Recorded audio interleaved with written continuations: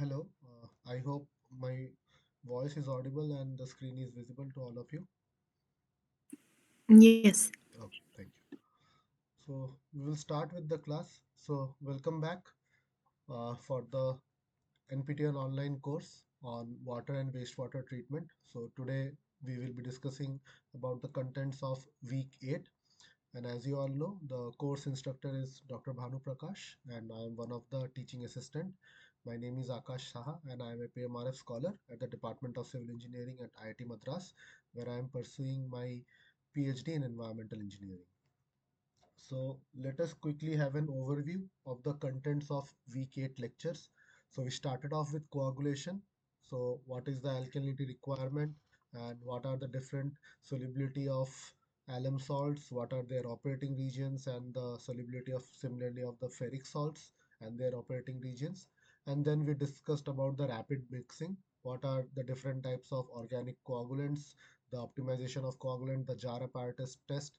Okay, and then we saw the design of the rapid mixing basin, and then we discuss about flocculation, what is the goal mechanism, what are the different types of flocculant basin and the design of the basin, and what do you mean by a paddle flocculator, how to design it. And at last we discussed about the flocculant settling, primarily about the type 2 settling. Okay, like the column model and the what are the critical design aspects of this type 2 settling column. So this was the brief overview about the lecture contents. So we will be solving mostly numericals today. So let us start with the first numerical. So it is basically a question to find out the alkalinity. So it says that a lake water contains carbonate and bicarbonate at 4 into 10 to the power minus 3 and 5.6 into 10 to the power minus 3 equivalents per liter respectively.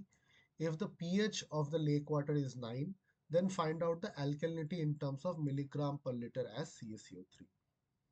So this is the question. So we have to calculate the alkalinity here, but in terms of milligram per liter as CaCO3.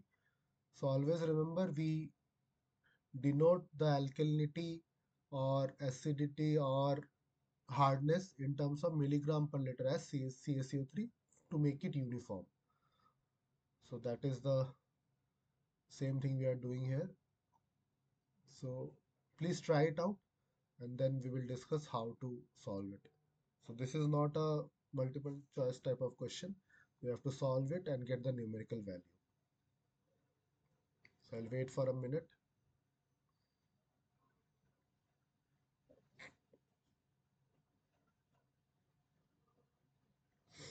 So just keep in mind here everything is given in equivalents per liter.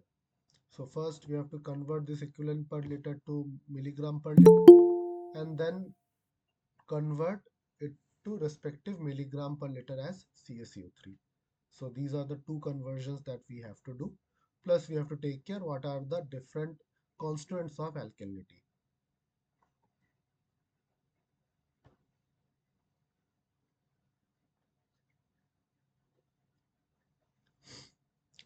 So what are the different constituents of alkalinity? Can someone tell me? Um, HCO3 minus, Yes, OH minus, yes, um, CO3 2 minus, yes, and minus H plus. yeah, Minus H plus. yes. So these are the constituents of alkalinity. So simply we just have to make some unit conversions and then add them up. So that is the idea behind it. So let me start solving this so that others can also follow.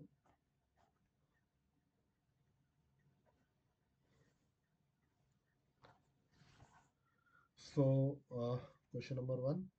So total alkalinity. So just we have to, so as she already mentioned, it is nothing but the concentration of HCO3 minus, okay, just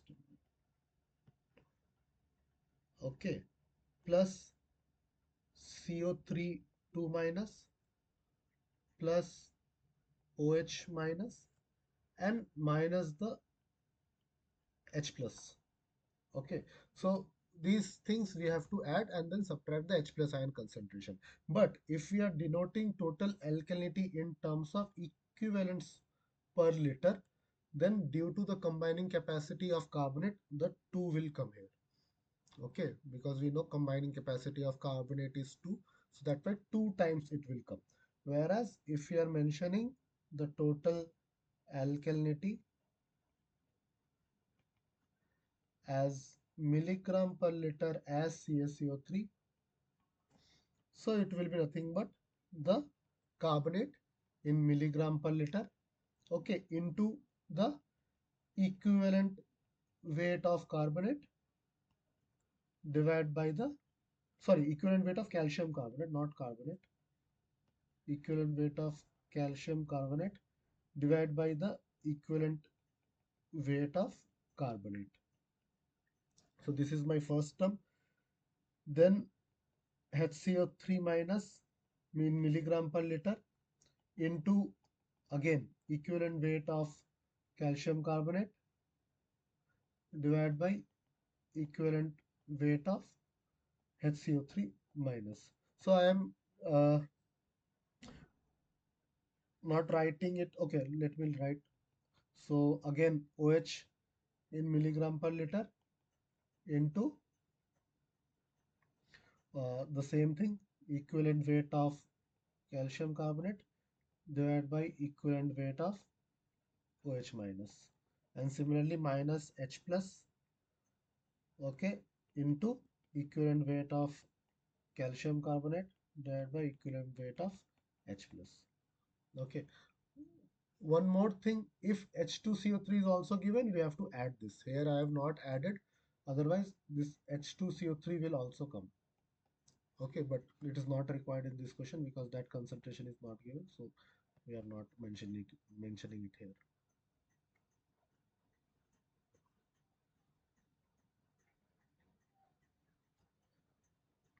Okay, so now another thing is given that pH is equal to pH is equal to 9. Okay, so if pH is equal to 9, then POH will be equal to 5. Okay, so H plus ion concentration will be 10 to the power minus 9 moles per liter, or we can write 10 raised to the power minus 9 moles per liter into 1000 into 1. I am changing it to milligram per liter and into the molecular weight. So it will be 10 to the power minus 6 milligram per liter of H plus. Similarly for OH minus, it is 10 to the power minus 5 moles per liter. So it will be 10 to the power minus 5 moles per liter into 1000 into 17 because OH, so it will be 0.17 milligram per liter. Okay, similarly for CO3 2 minus, it is given as 4 to the power minus 3 equivalent per liter. So directly to milligram per liter we will change it to, we will multiply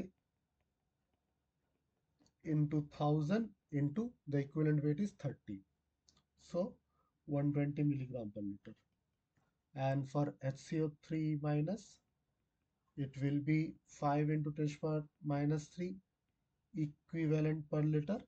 So 5.6 into 10 to the power minus 3 into 1000 into 61. So it will be 341.6 milligram per liter. So now we can converted everything to milligram per liter. Just substitute in the formula.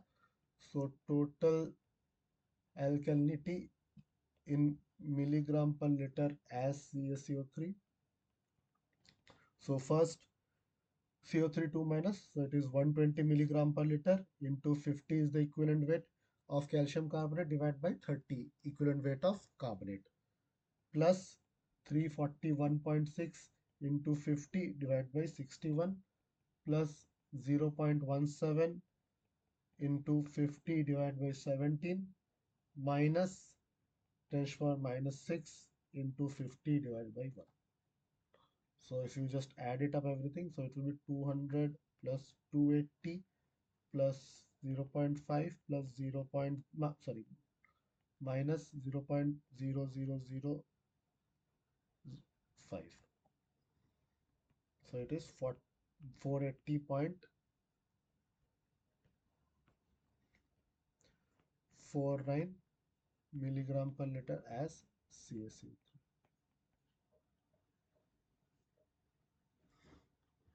Is it clear? So first we calculated all the values in milligram per liter, okay, because it was given either in equivalents per liter or moles per liter based on the pH. So we converted everything in milligram per liter of that particular ion and then convert everything to the total alkalinity as milligram per liter as CaCO3. So this ratio we have to multiply everywhere, these ratios. Okay, so these conversions you have to do. And ultimately total alkalinity HCO3 minus CO3 2 minus plus OH minus minus H plus. Okay, right? Any doubt? Okay, there is no doubt, I think. Let's move on to the next problem.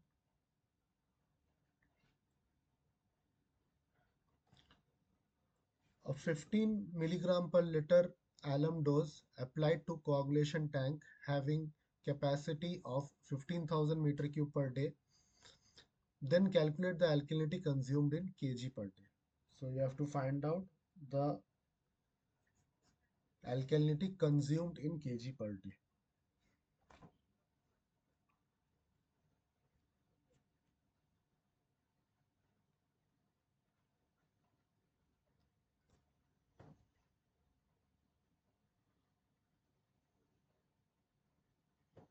Oh, okay. 1 minute. In the last problem, it was alkalinity, right? So H2CO3 will not come. Only HCO3 minus plus 2 times of CO3 2 minus plus OH minus. H2CO3 will not come. It will be a part of in total acidity, not alkalinity. So I made a mistake, but the thing that is written is right. Okay. So just keep that in mind.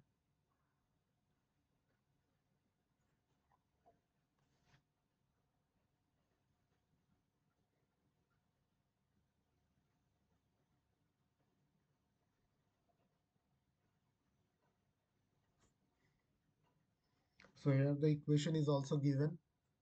So please tell me in kg per day.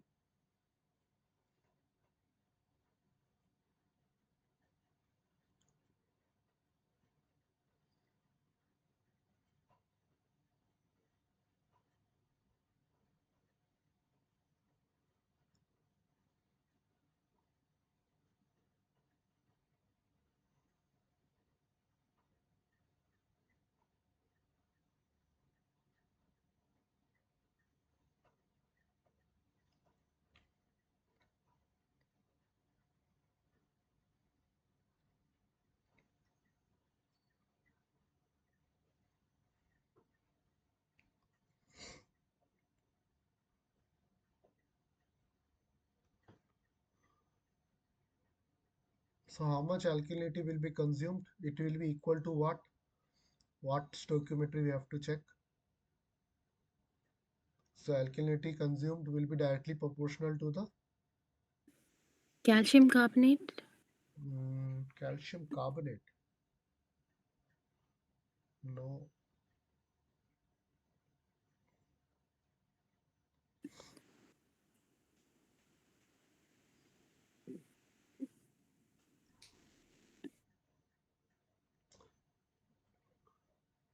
So alkalinity, what is the basic definition of alkalinity?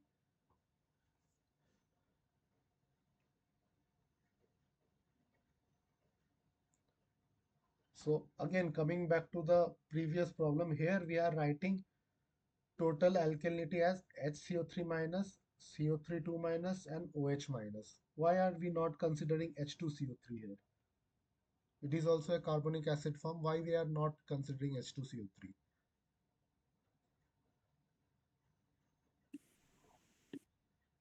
Any idea?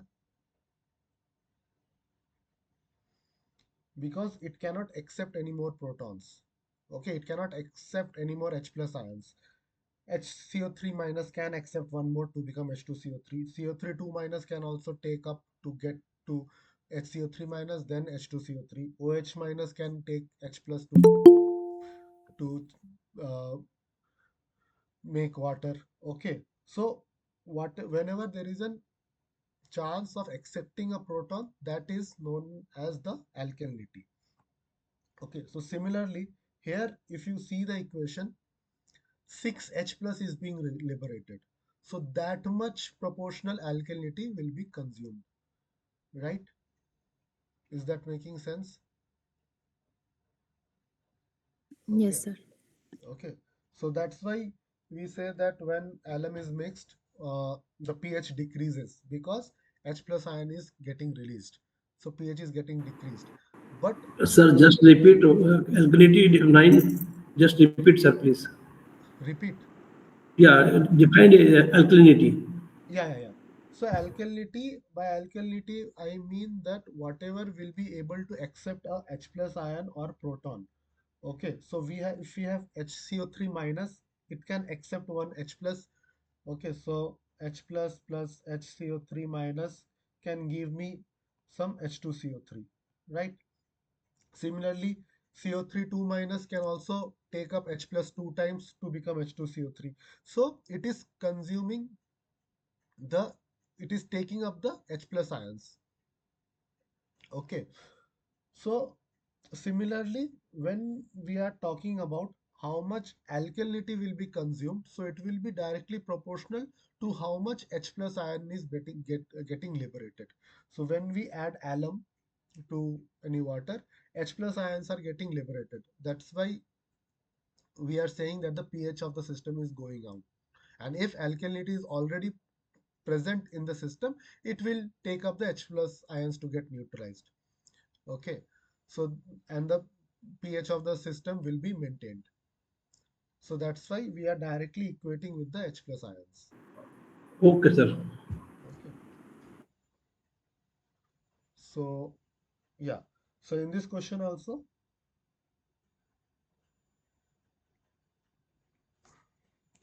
so we have 15 milligram per liter of alum. Okay, and for 1 mole of alum we have 594 grams of alum. Okay, because the molecular weight of alum is 594, which we calculated in the last class also. So 594. Now, for every 1 mole of alum, we are getting 6 moles of H plus, right? 6 moles of H plus. And finally, if I want to convert it into milligram per liter as CaCO3, so 50 gram of calcium carbonate per equivalent of, or per one equivalent of alkalinity. So ultimately, we will have 7.57 milligram per liter as CaCO3. So this much CaCO3 or alkalinity will be consumed. Now we will just convert it into kg per day. So alkalinity consumed per day will be equal to 7.57 milligram per liter into 15,000 meter cube per day. So 113.55 kg per day. Okay, Sir, it is is it 50 grams of CaCO3 or 100 grams of CaCO3? no per equivalent. It is, we are finding in terms of equivalent. So equivalent, when we are talking in terms of equivalent, 100 divided by 2. Oh, okay. Okay. Yeah, so that's why that 50 is coming. This 50 is nothing but 100 divided by the combining capacity of calcium carbonate per equivalent. Okay,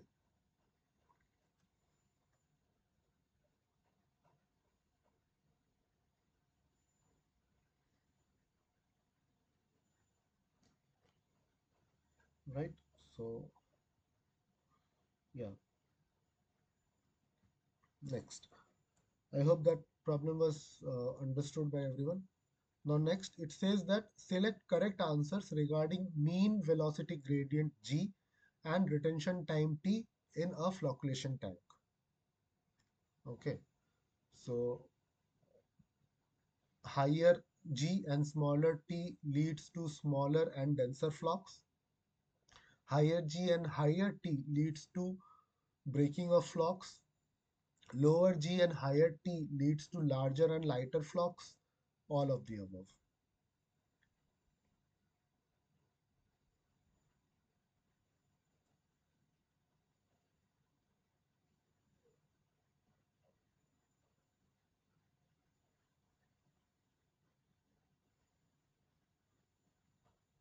I think all the All the above.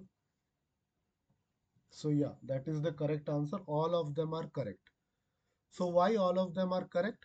So let us understand it one by one. So we know that G is nothing but the velocity gradient or high intensity mixing. It defines the mixing parameter. So when we give a very high G force, that means the shear force is very high. Okay, but the time is very small.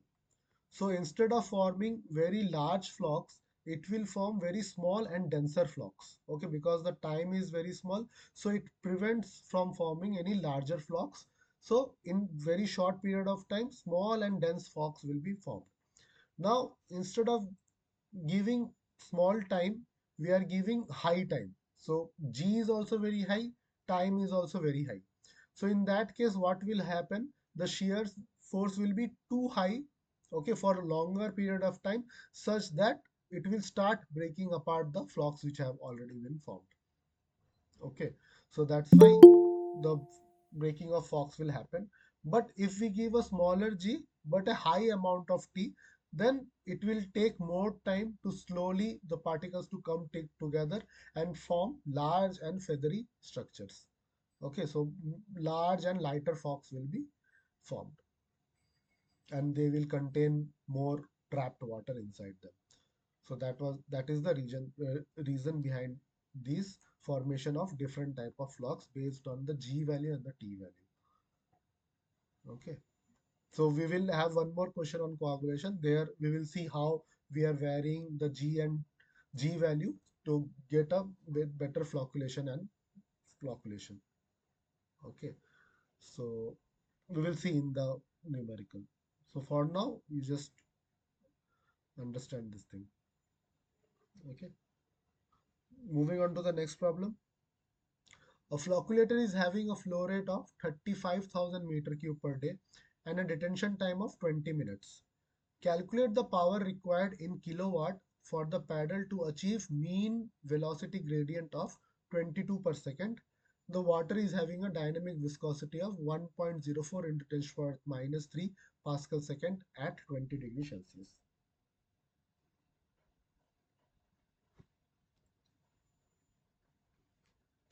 So please try it out.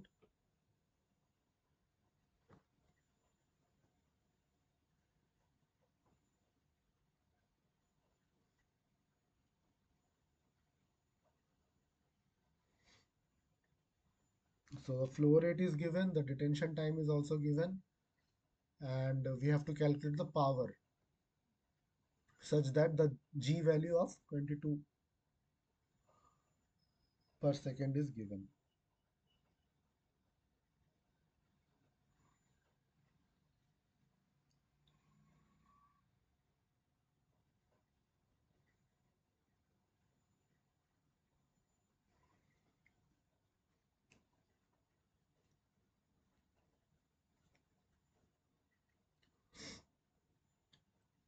So to calculate the power, what is the missing parameter here? What parameter we have to find out first?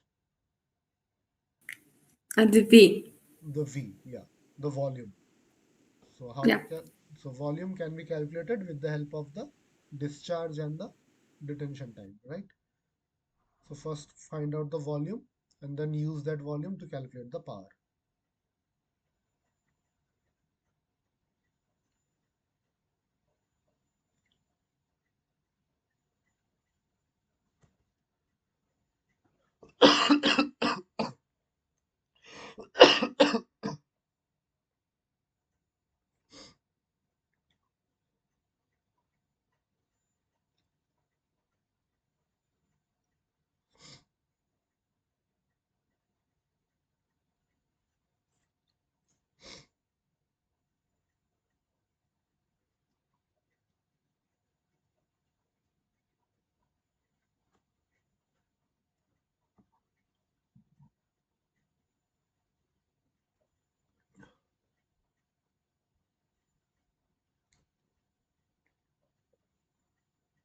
No one with the answer? Okay, let's solve it. So as I told, first we have to calculate the V. So we know that detention time is equal to V by Q. Okay, so V is equal to 35,000 meter cube per day into detention time of 20 minutes to just convert into per day, and then we will get something as 486.1 meter cube. Okay, so in meter cube it will be 486.1. Now the other formula that we have is G is equal to under root P y V mu. Okay, so this is the formula. So here we know G, so that is 22. P we have to find out. V is 486.1 into mu is 1.04 into 10 to the power minus 3. So we will get P somewhere around 244.68 watts or 0.244 kilowatt. Okay, 0.244 kilowatt. So this is how you have to solve this. So this equation will be used again and again. Okay, so please make a note of this.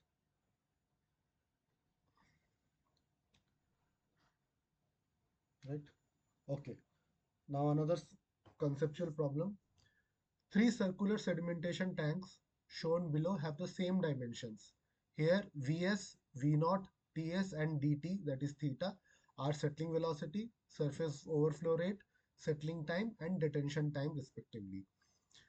Choose the correct option about 100% removal efficiency for particles having Vs greater than or equal to V0.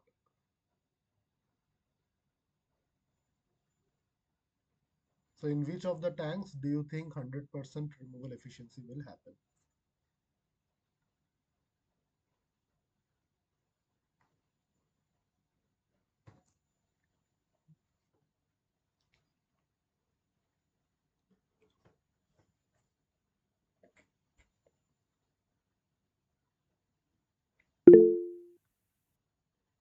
D.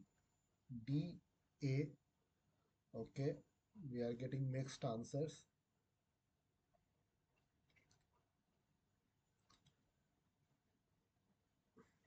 D is right answer. Okay.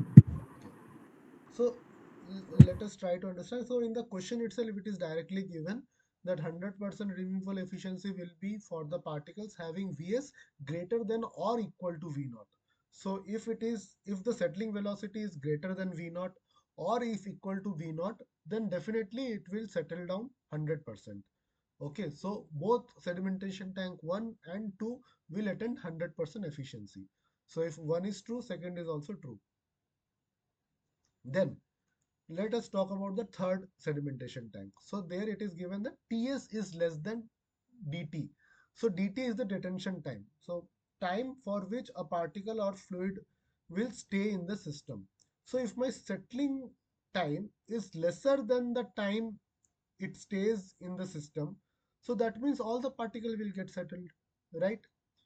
Because if my detention time is 20 minutes but my settling time is only 15 minutes, so definitely within 20 minutes all the particles will settle down.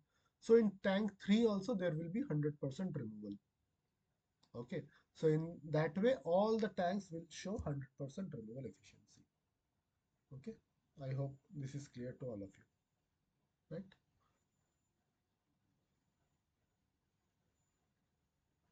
Next problem. Select the correct options about coagulation using alum. Alum forms the precipitate AlOH thrice at high pH. Alum imparts red color to the water. At high pH, most of the aluminium in water stays as free metal Al3 plus. Adsorption and charge neutralization will not take place during coagulation. So which of the option is correct?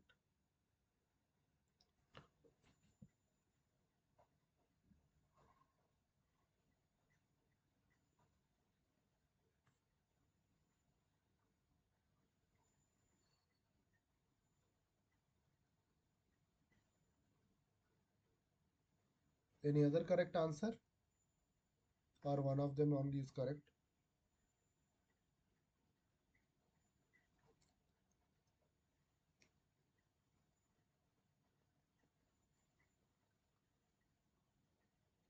So what is the pH range for alum to form the precipitate? What is the pH range? Is it 6 to 7? Yeah, it's 6 to 7 is also there, or around 5.5 to 8 we can say. So 6 to 7 is also right. So in that, so A, option A is correct, whereas it doesn't impart any red color. And at high pH, it is not as free metal Al3 plus, it will be in some form of aluminate, but free metal Al3 plus will be formed at a very low pH. Okay, so when it is not getting precipitated at a very low pH, and adsorption and charge neutralization will definitely take place during coagulation, because these are the important mechanisms. Okay, so only option A is correct here. So the same thing there it is given. Okay, okay, this question we have solved last class, so I am just skipping them. Okay, what happens when alum is mixed with water as a coagulant? What happens when alum is mixed in water as a coagulant? pH will be decreased, pH will be increased, no change in pH will be there.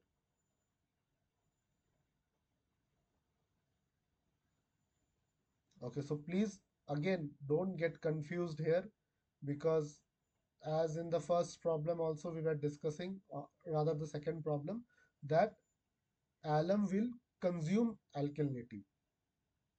Okay, it will consume alkalinity, but alkalinity should be there. But if the water is not having any alkalinity, okay, then we know when we mix alum in the water, it releases the H plus ions. So because of that, the pH will definitely be decreased. Okay, not increased, it will be decreased. But already if alkalinity is there, then there will be some pH balance will be there. But pH will be decreased when alum is mixed in water as a coagulant. Okay, so always remember this. In a water treatment, a jar test is performed to find chlorine content of water, to obtain the optimal dose of coagulant, to find out the optimal time of flocculation, to find the optimum pH at which coagulation needs to be done. So why a jar test is performed?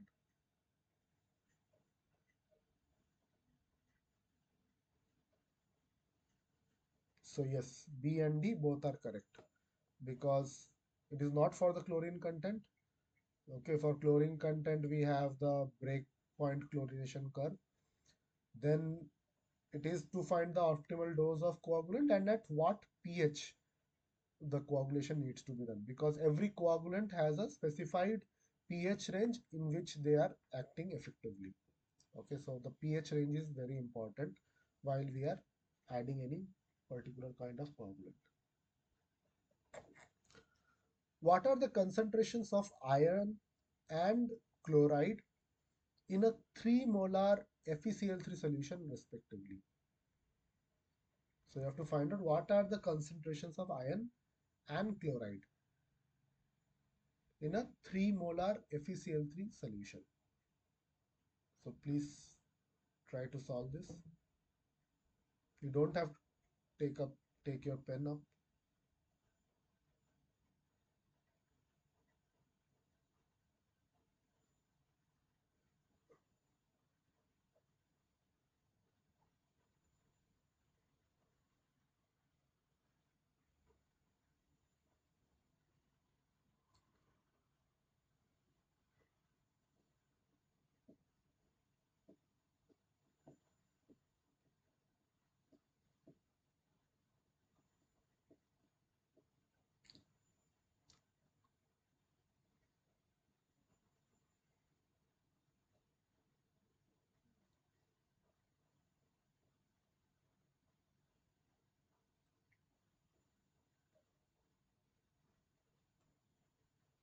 Any other answer?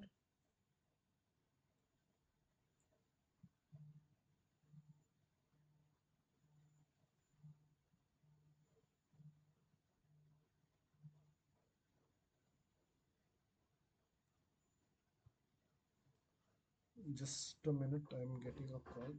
Just a minute.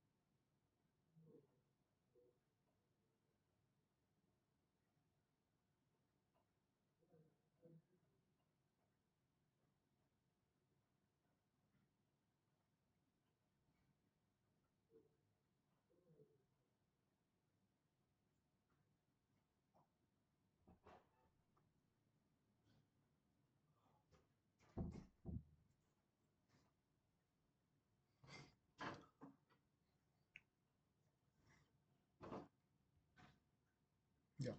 Sorry for the delay. Yeah, so coming back to the question, here we are asking about the concentration. So when we have a 3 molar solution of FeCl3, so definitely, so how to calculate it?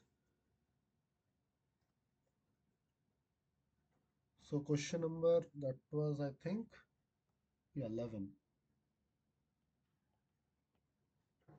So, so we have 3 mole of FeCl3 per 1 liter, right? So that's what 3 molar solution means. Now, how will it dissociate? It will be Fe3 plus 3Cl minus, right? So for every 1 mole of FeCl3, we have 1 mole of Fe3 plus. So that's why the concentration of Fe3 plus will be equal to 3 molar Fe3 plus, right? For every 1 mole. Similarly, we have 3 mole of FeCl3 per liter into, so for every mole of FeCl3, we will get 3 moles of Cl minus, right? Because 3 is coming. So it will be 9 molar Cl minus. Okay, I hope this calculation makes it easy. So just try to figure it out how it will ionize in the system.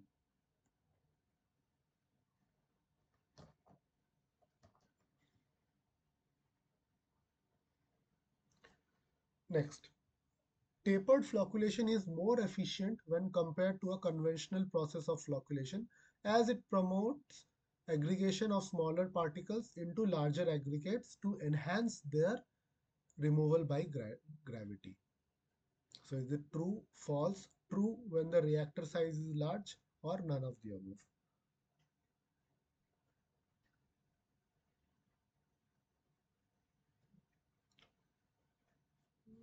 So what do you mean by tapered flocculation?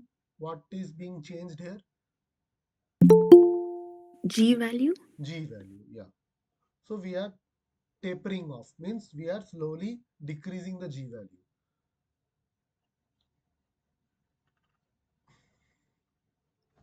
So we know that if we have a high G value, it will be a denser flock, while if we have a low G value, we will have a lighter and bigger flock, right?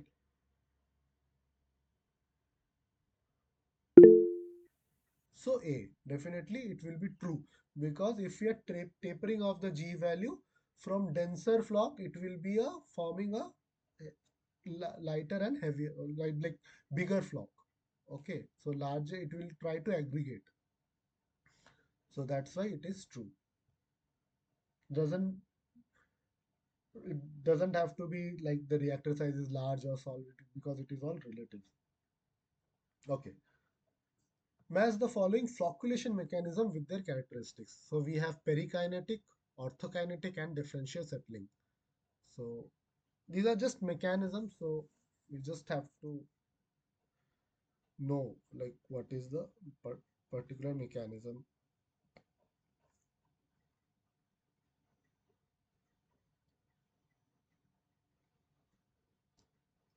So yes, D is the correct answer. D is the correct answer. So differential settling is caused when the particles have differential settling velocity. That's why it's differential settling. Then Brownian motion is for the perikinetic, and relative motion is of fluid or macro scale. It is the orthokinetic. So D is the correct answer. Nothing much here. Okay.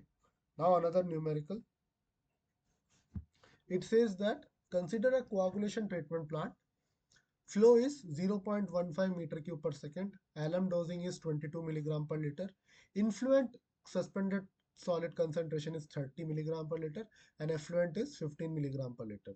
The stoichiometry is also equation is also given.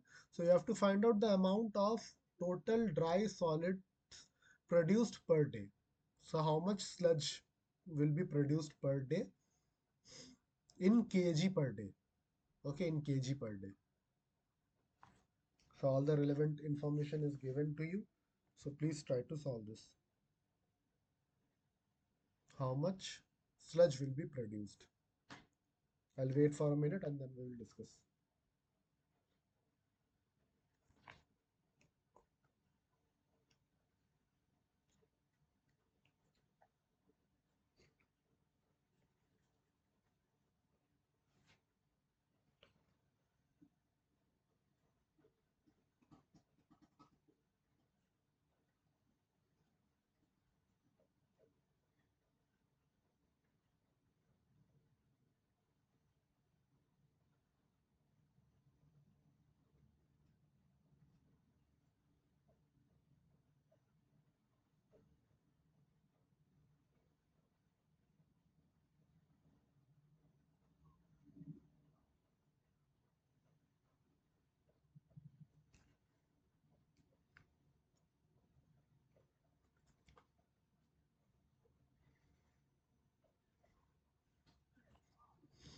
Anyone can tell me how to approach this problem? How to solve this?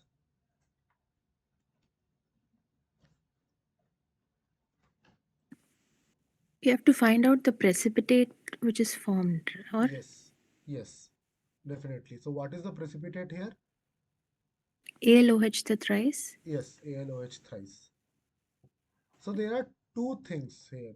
So one is it is asking the total dry sludge solids. Okay, so this sludge solids will comprise of the precipitated ALOH thrice, that thing, and also the suspended solid that is being removed. So you have to add both of them. Okay, so don't neglect any of them. You have to take care of both of them.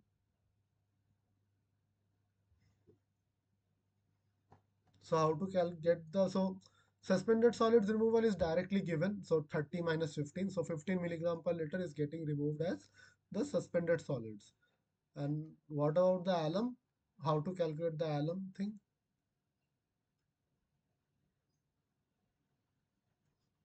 5.77. Yes. Yeah, approximately right. So alum is 5. So 15 plus 5.77 will be a total. So 20.77 have to be removed. So just multiply it with the discharge. Okay, so for others, I will just solve it quickly.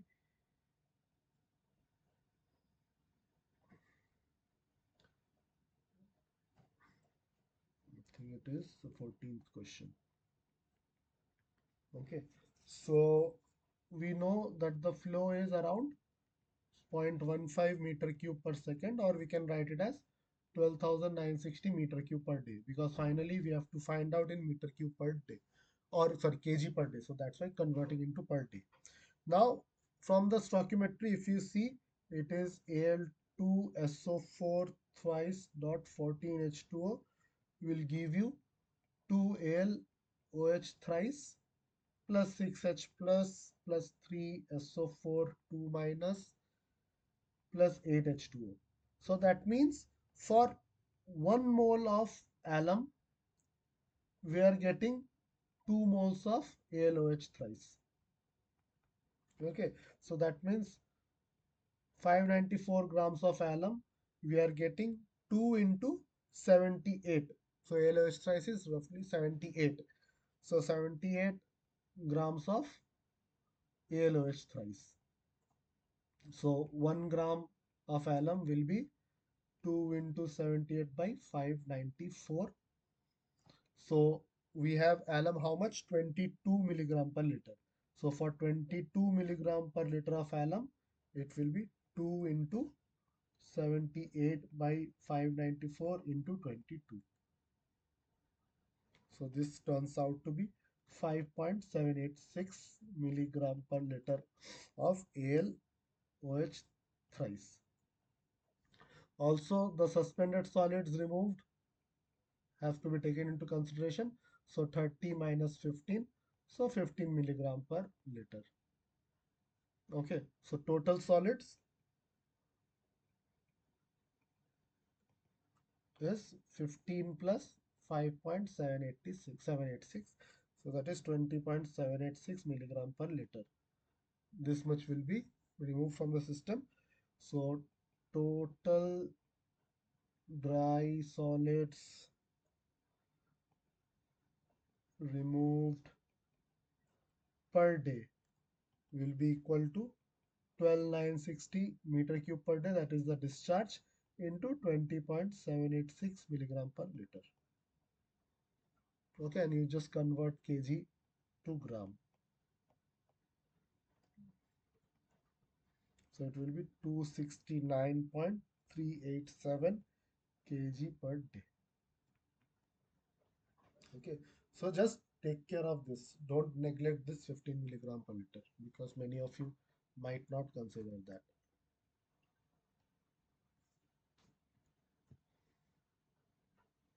Right? Next problem. A flocculation chamber has 12-meter long, 0.25 meter wide paddles. Both paddles are supported parallel to the horizontal shaft. The shaft rotation speed N is 6 rotations per minute. The center line of the paddle from the shaft is 1.8 meter. Coefficient of drag CD is 1.8. The ratio of the velocity of paddle with respect to water to velocity of paddle from a fixed coordinate is K 0.75. The power consumption of the shaft is. So here we have to find out the power consumption of the shaft. So there is another formula. So just apply that formula and try to get the value.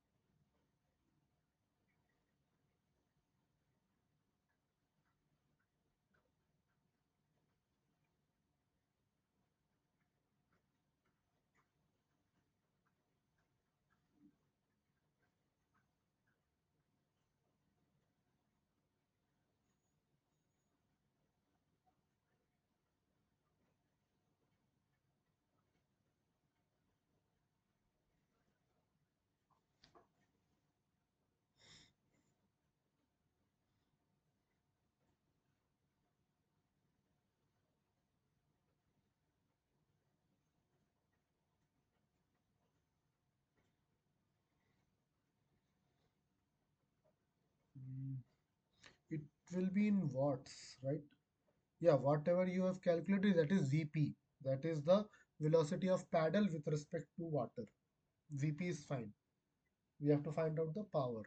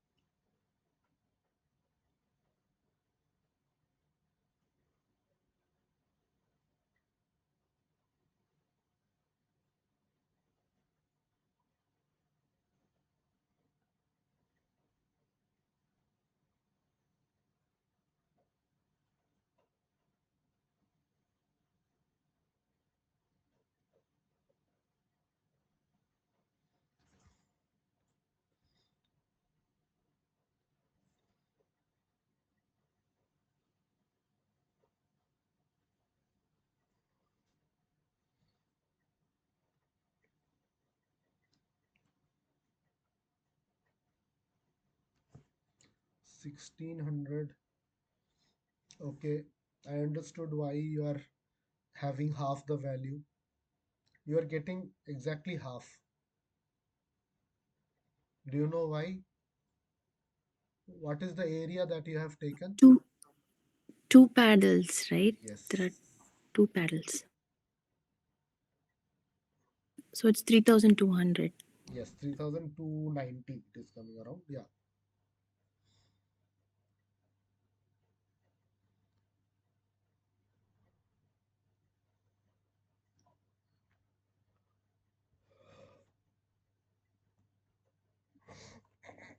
Okay, for other, let's solve this. So question number 15. So power P is half CD rho W AP into VP cube. So CD is the coefficient of drag, rho W is the density of water, AP is the projected area, and VP is the velocity of paddle. Okay, with respect to water. So for VP, velocity of paddle with respect to water, the formula is K into 2 pi r n. Okay, so K is that factor given 0.75. Okay, then 2 into 22 by 7. R is the radius from the middle of the shaft. So 1.8 into 6 by 16 because 6 rotations per minute or per second rather. Yeah. So it will be 0.8478 meter per second. Okay. Now AP will be 12 length into width. So 12 into 0.25, that is 3 meters square.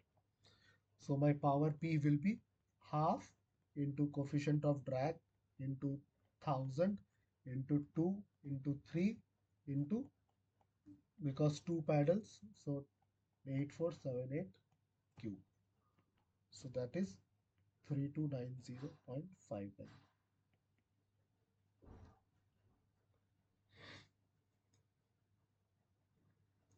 Okay. So this is how you have to solve this.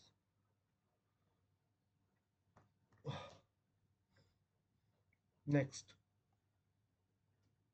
consider a water treatment plant having Q as 12,960 meter cube per day. Dynamic viscosity is given.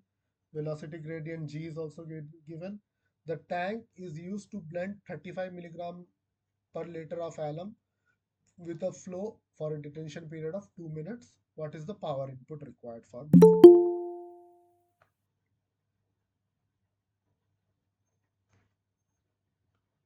So please try to answer what is the power input required for mixing.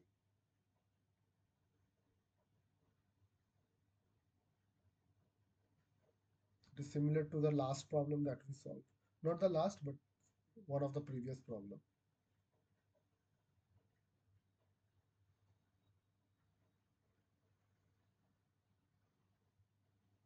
So the level of questions that we are solving here is similar to the ones which will be asked in the exam and even in the assignment.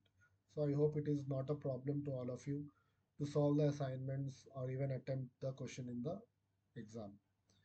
Okay, so I hope these questions are helpful to all of you.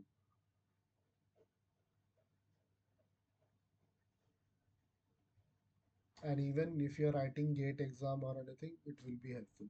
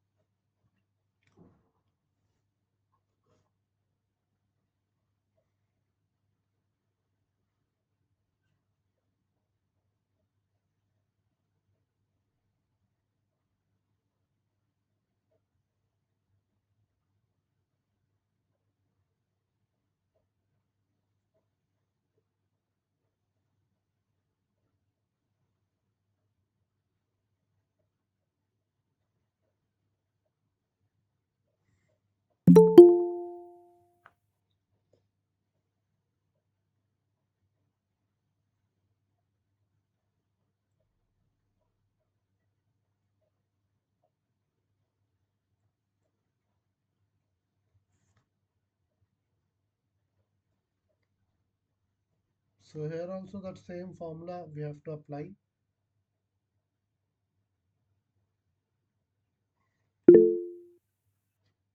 Mm, 780300. I think it is very high, whatever you are getting. So G was equal to, or we can write P is equal to G square mu V.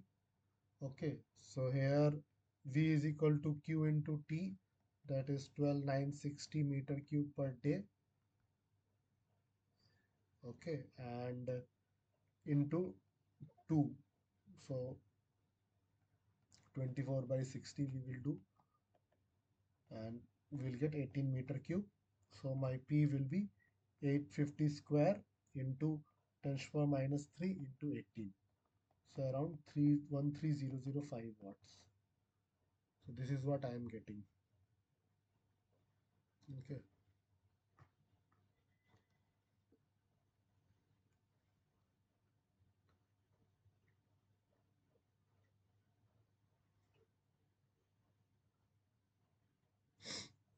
Okay. Another problem. A water treatment plant has a flow rate of 504 meter cube per hour. A particle of certain size has, yes, Preeti? Sorry, sir, I had a question. Yeah. In the previous problem, the G is in per second, right? Yes. So is it okay to take V in minutes? V? Sorry, that's in meter. Sorry. That is in meter cube, Yeah, right? yeah, Meter cube, right? yeah. Okay, got it. That's where I made a mistake. Okay. Thank you. Yeah. Yeah. Yeah, so it says that a water treatment plant has a flow rate of 504 meter cube per hour. A particle of certain size has settling velocity of 0.14 centimeter per second. The required plan area in meter square of type 1 settling tank to remove 90% of the particle of this size is. Okay, so the aim is to remove 90% of the particles. So what will be the required plan area?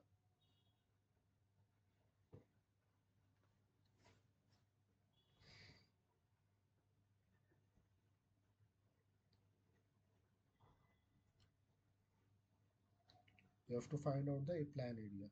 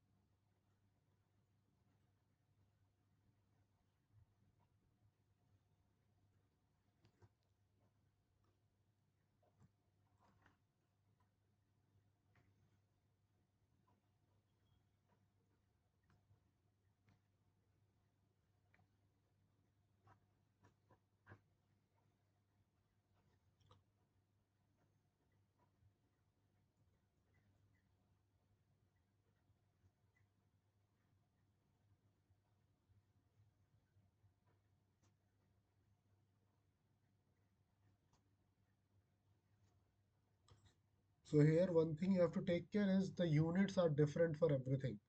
Flow rate it's meter cube per hour. Settling velocity is in 0.14 centimeter per second. So just make the units uniform and then try to solve this.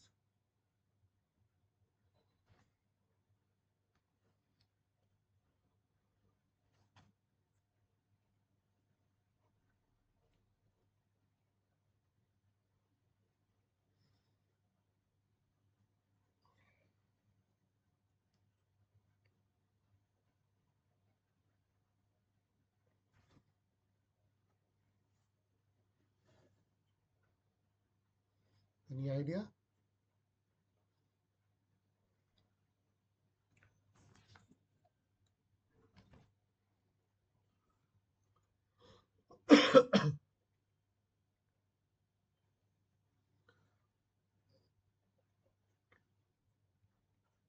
So here, what is the discharge is 504 meter cube per hour. So just change into meter cube per second. It will be 0.14 meter cube per second. Then Vs is 0.14 centimeter per second. So we can write it as 0.0014 meter per second. So everything is in meters and second. Now, so for 100% removal efficiency, what should be my area? So for 100% removal efficiency, the area should be Q by Vs, right? So 0.14 by 0.0014. So that is 100 meters square. So for 90% efficiency, A90, it will be zero point 0.9 of 100. So 90 meters square. This was the trick that has to be used. Okay, because the more the area, more efficiency. So for 90% efficiency, just take 90% of the area. Okay, so that's how you have to do this.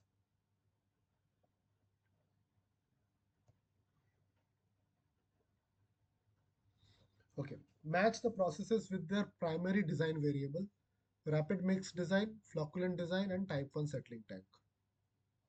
So what is the primary design variable?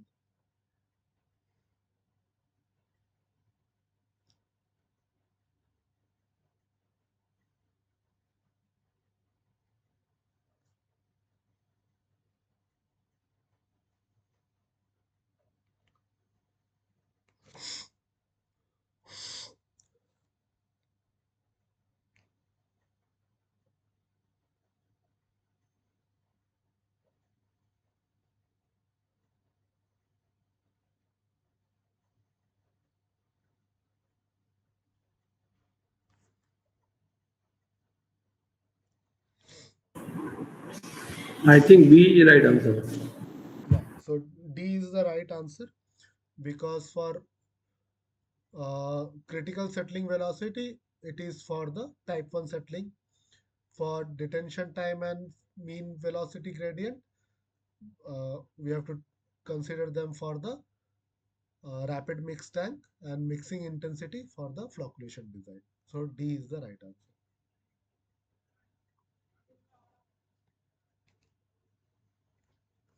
Which one of the following types of settling phenomenon can be analyzed by sedimentation laws of Newton and Stokes? Discrete settling, flocculant settling, hindered settling, compression settling. So this is very direct. Again and again we have discussed. This is discrete settling. Okay. Another numerical. A surface water flow 15,000 meter cube per day is coagulated by adding 50 milligram per liter of ferrous sulfate and equivalent dose of lime. If the lime is 87% pure, then the quantity of lime required is. Okay.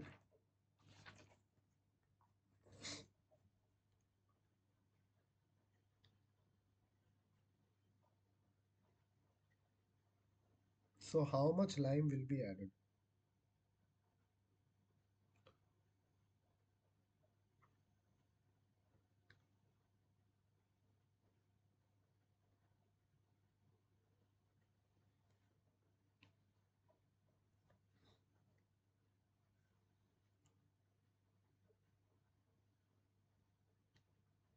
So please try to solve this. I will wait for some time and then we will discuss.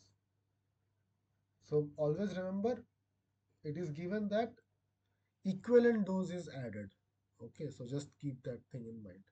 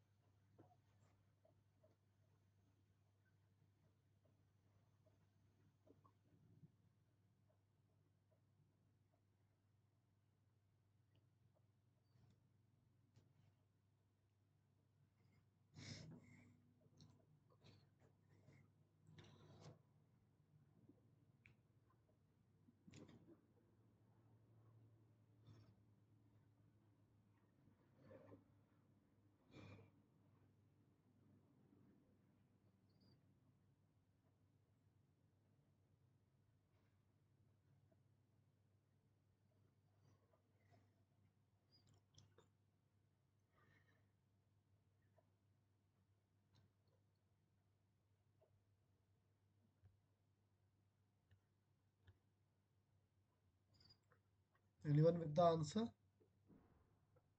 So one thing here you have to take care of is the molecular weight of ferrous sulfate. So if you calculate individually the molecular weight of ferrous sulfate, it will come around 152. Okay, ferrous sulfate 1852. But here in the question it is mentioned that you have to take the hydrated form, that is FeSO4.7H2. Okay, and the molecular weight is also given. So if it is given like this, then take the hydrated molecular weight only, don't take the unhydrated form, because generally when we mix chemicals in lab, those are in hydrated form, so we consider the hydration, the level of hydration in with the molecules. Okay, so that's why you have to take 278 as the molecular weight, not 152. So that is the most important aspect of this problem. Okay, so as it is given in the problem, so I think it is question number 20. Okay, so we should always know that one equivalent of X will react with one equivalent of Y. So this is the general trend. So one equivalent of FeSO4 will react with one equivalent of lime. Okay, so what is the equivalent weight of FeSO4? So equivalent weight of FeSO4 is 278 by 2. Okay, that is 139. So 139 grams of FeSO4 will react with 56 by 2, okay, equivalent weight of lime, that is equal to 28 grams of lime. Okay, so 1 gram of FeSO4 will react with 28 by 139 gram of lime. So 50 milligram per liter is given. So 50 milligram per liter of FeSO4 will react with 28 by 139 into 50. So that is 10.07 milligram per liter of lime. Okay. Now, how much lime will be consumed? So just you have to multiply with the discharge into 15 into 10 to the power 6 liters per day divided by 10 to the power 6, changing milligram to gram. Okay, this is in milligram per liter. So this is 151.05 kg per day if it is 100% pure lime. Okay, if it is 100% pure lime, but in the question it is asked for 87%. So for 87%, it will be 151.05 divided by 0.87. So 173.62 kg per day.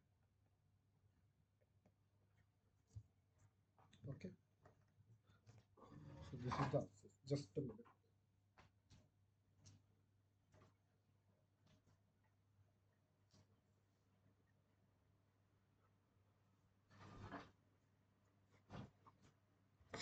Okay, so that's how you have to solve. Always remember, one equivalent of any molecule will react with one equivalent of any other molecule. So that's how it goes.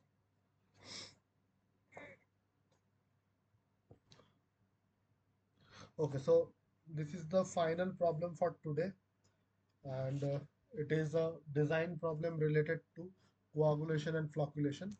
So complete design, okay, how to do for a water treatment plant, it is given here.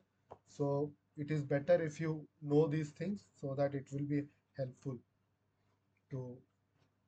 So before solving this problem related to the flocculation and the paddle design, we just have to keep a few things in mind. Okay, so what are those things, I will just give you, and then you can try to solve the problem. So we will come back to the problem, but before starting the problem, I will just give you some key points. Okay, so generally for flocculation, okay, we take GT values, that is the G into T, that GT values to be approximately equal to 10 to the power 4 to 10 to the power 5. Okay, and T values generally from 10 to 30 minutes.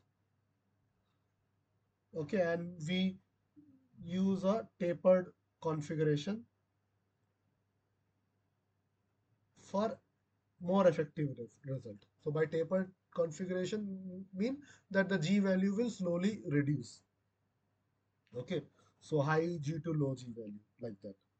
So this is about flocculation, and about the paddle design that we generally do. So we have already see the formula of the how to calculate the power, but apart from that there are uh, some more points that you have to take care. So paddle design. So for paddle design, the area of paddle, okay, that is AP, should not be more than 40% of the total area.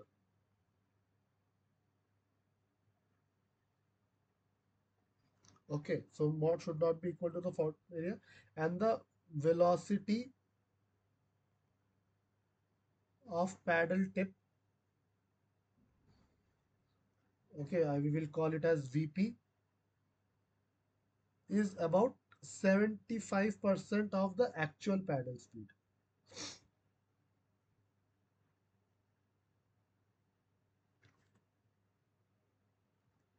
and paddle velocity should be less than 1 meter per second, and minimum distance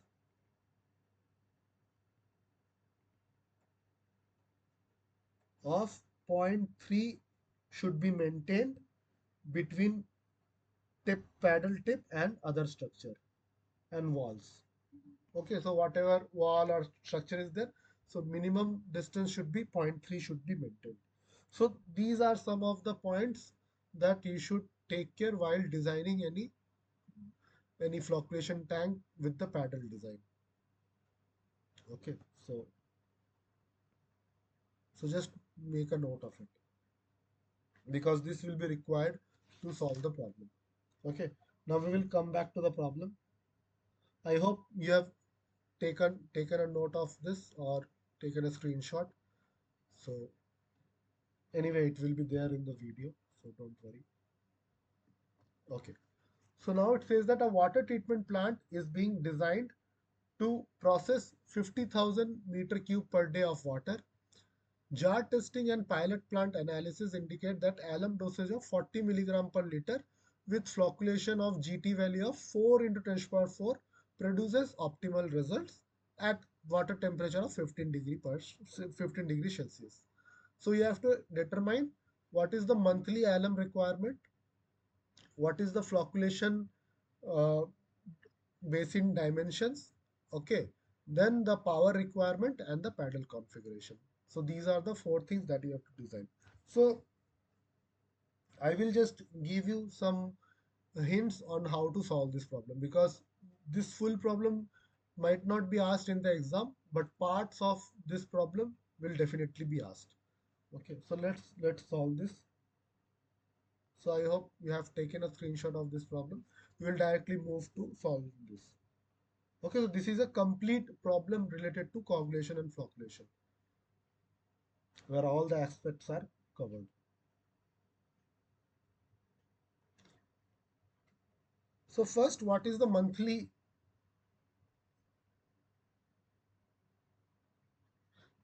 alum requirement?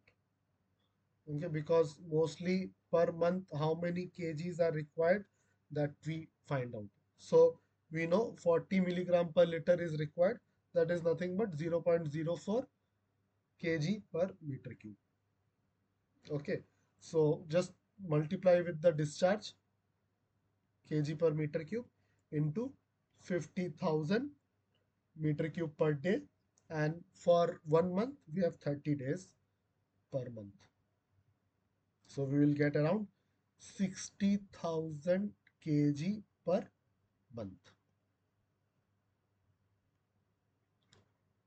Okay, so always we give the alum requirement in kg per month, so that is 60,000 kg per month. So this is the first part. Now second part, where we have to give the dimensions of the basin. So we know that the GT value that is given is 4 into 10 to the power 4. Okay, we know that we need from 4 into 10 to the power 4 to 10 to the power 5. That is the usual GT value. So now to solve this problem, since not much data is given, we will assume that my average G value. So I told that we will give some tapered configuration. So let us assume that the average G value is around 30 per second. Okay, 30 per second. So what will be my time? Time will be 4 into 10 to the power 4 divided by 30. Now 1 minute has 60 seconds. So that will be 22.22 minutes. So around 30 to 40 minutes, whatever. So 22.22 minutes, it is fine. So once we know the detention time, we can calculate the volume. So my volume V will be Q into T. So 50,000 meter cube per day into 22.22 minutes. Okay, and we will change it to day. So we will get 771.5 meter cube. Okay, 771. So this is the design. So if you ask me how we will make this, so generally what they do is they will provide three cross flow paddles. Okay, so instead of one chamber, they will have three different chambers of different G values. Okay, so and we will taper off the G values. Fine. So, and we will keep the depth as one third of the length.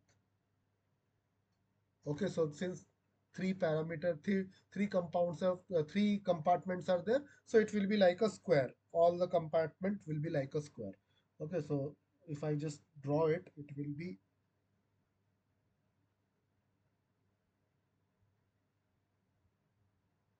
so suppose this is one of the cross section.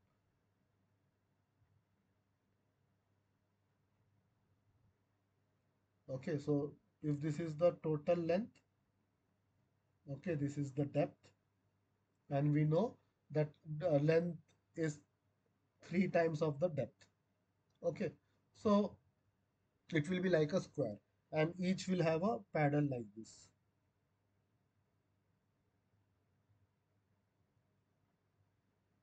So it will be moving like this direction. Okay, so all of them will have some paddles like this, right?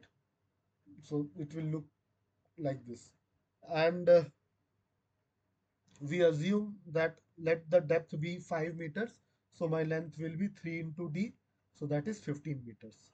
So if depth and length is found, the width, okay, the length into width into depth, so that is my volume, that is we've calculated as 771.5. So it is 5 into w into 15 will be equal to 771. So my width of the chamber will be 10.3 meters. So we got all length, depth, and width. So like that, we have to do this. Okay, fine. So now we have to give the power requirement. So for power requirement, we need the G value. So as I told you that C part, the average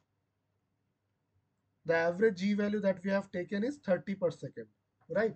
So since we have three different compartment, so first, second, third. So let's give in the second compartment the G as 30 per second, in the first compartment the G as 40 per second, and in the third compartment the G as 20 per second. So you can see there is a tapering off and the average is around 30. Okay, so this holds our assumption. Okay, so like that we will give. So now simply we can calculate the power requirement. So at 15 degrees Celsius, it is given the all things for 15 degrees Celsius. The mu value is 1.139 into 10 to the power minus 3 Newton per second per meter square. Newton second per meter square. So this is the mu value. So we can calculate P1, P2, P3. So P1, it will be G1 square V mu.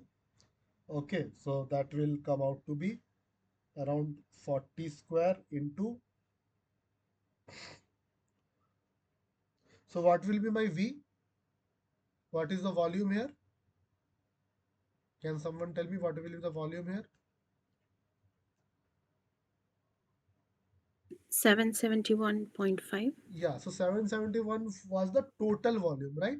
But this is for the individual compartment. So it is 771 by 3 because three similar compartments we have, right?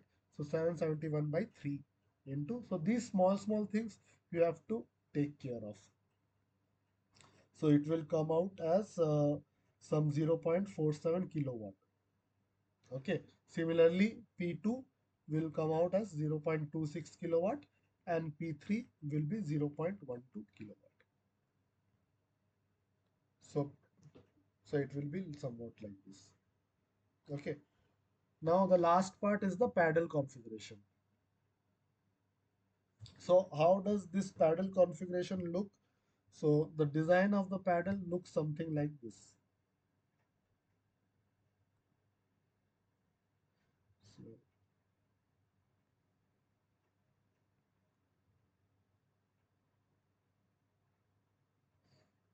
Okay, and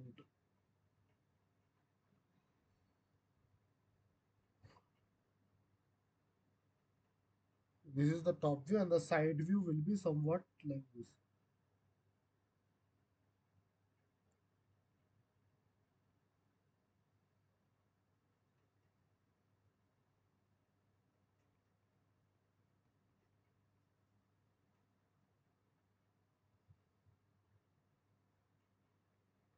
When this midpoint of this paddle to this paddle, we will denote it by D, and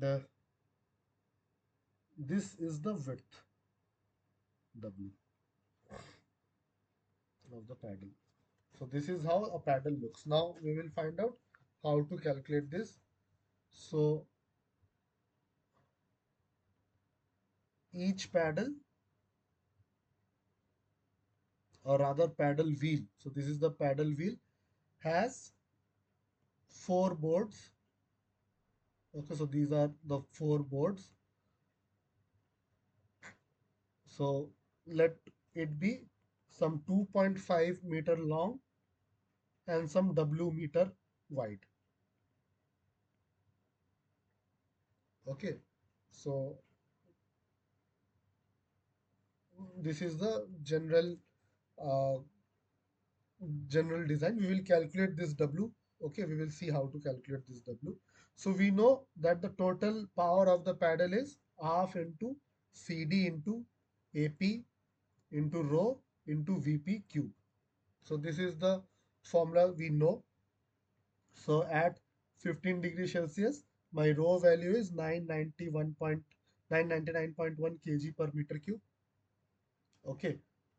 Now VP will assume that I told you, like, we will take some 75% of some value less than 1 meter per second. Okay, so here for calculation they have taken 0.67 meter per second. So you can take any value. It should be less than 1.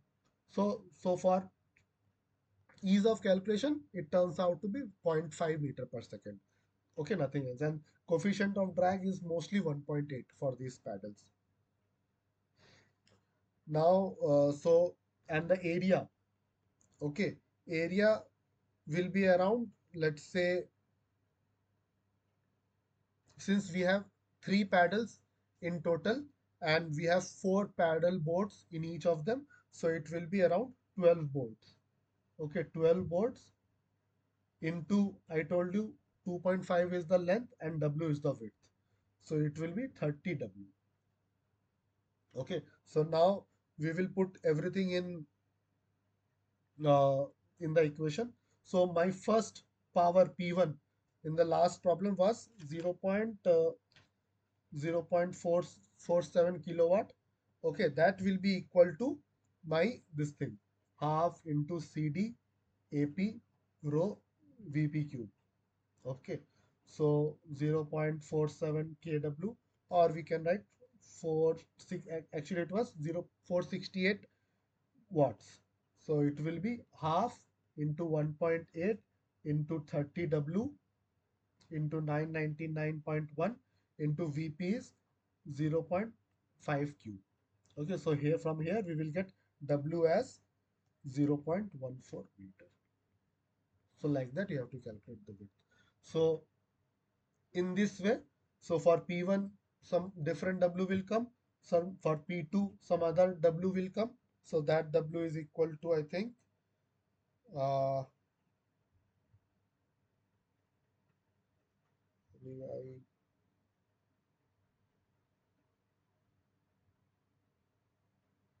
no, yeah, width will be constant. So width you can calculate from any of this. So that will be complex. So at last we have to calculate the rotational speed.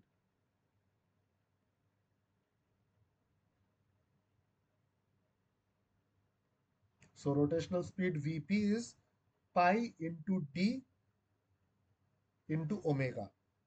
Okay. So here it is pi. So d is 4.2 into omega.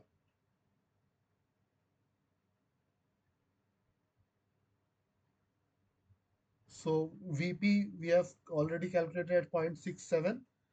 So it will be 0.67 pi into 4.2 into omega. So my omega will be 3.05 revolutions per minute. For this is for the first compartment. This is for the first compartment. So like that we have to calculate for all the other compartments.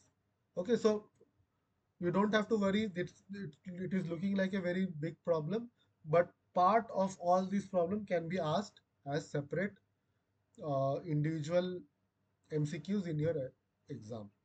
Okay, so this is how we do the full designing of the coagulation and flocculation tank. Okay, I hope the concept was clear. Any doubt regarding any of the concepts,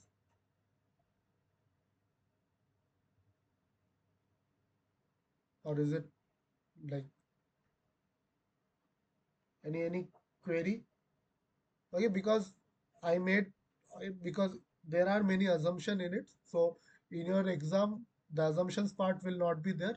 There will be some values given for you to solve directly. Okay, but since it's a design problem, so we were assuming like 2.5 meter long, or this length to depth ratio is like this. So we need to assume some things, but for the context of your exam, it will not be the same. Okay, some fixed values will be given. Okay, okay, so that's it from my side for today. I think we'll meet again next Tuesday on 24th, 7 to 9 p.m. And if you have any more queries, you can reach out to me in the email ID given here. Okay. If you have no more queries, you can leave the session. Thanks. Thank you, sir, for taking class in spite of your sickness. Okay. Thank you so much. No problem.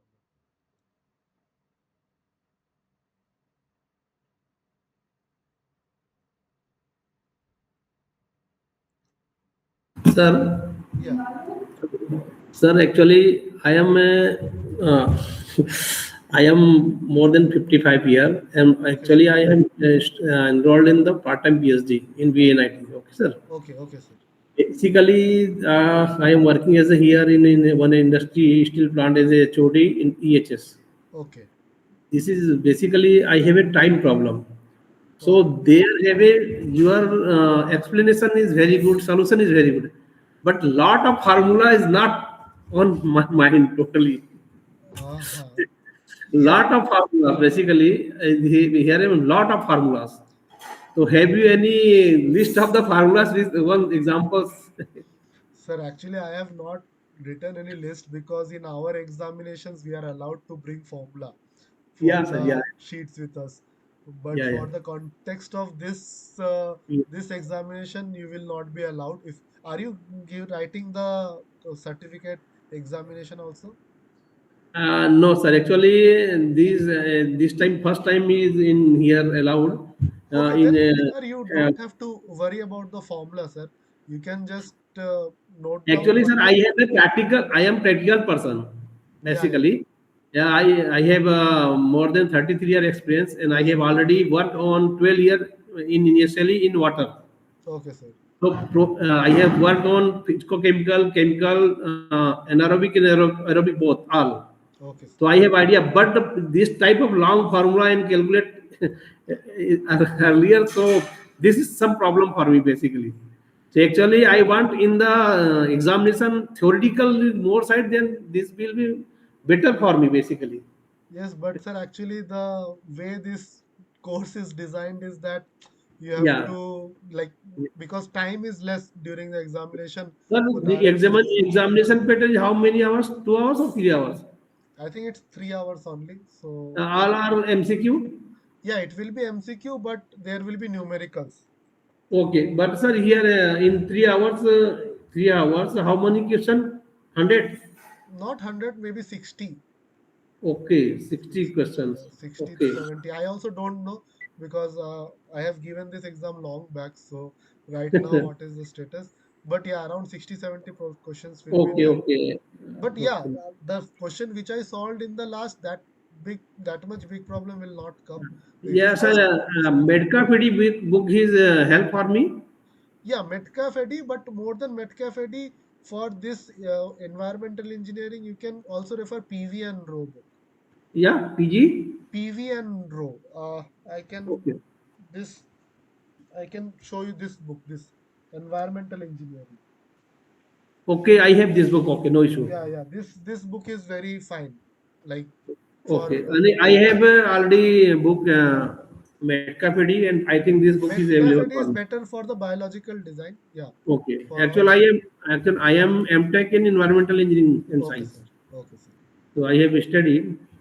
Okay, sir. Thank you. Yeah, thank you, sir. Thanks. Thanks.